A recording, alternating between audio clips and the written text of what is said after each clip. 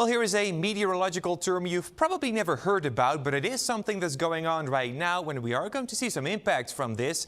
It is a sudden stratospheric warming. That is an abnormal warming of the upper level of the stratosphere that's above 35,000 feet, so even higher than most commercial airlines fly. It is limited to Arctic regions in the North and the South Poles, but it mostly impacts the northern hemisphere. And as I mentioned, it is something that's going on right now, and potentially we're going to see some impacts from that down here in Colorado as well, because it is having impacts on the Arctic Oscillation, more commonly known as the polar vortex. In a normal situation, this is a very strong river of winds at a very high altitude, blowing from west to east, keeping the cold air over the Arctic and the warmer air down to the south.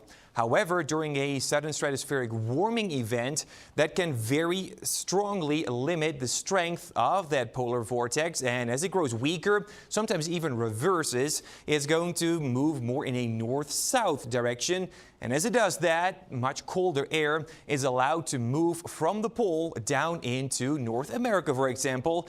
And of course, that means temperatures are going to be much colder. So are we seeing some impacts from that in our forecast? Well, yes, we are. This is the outlook starting this weekend and lasting into next week. Temperatures favor to be well below average for much of the northwestern United States, including us here in Colorado.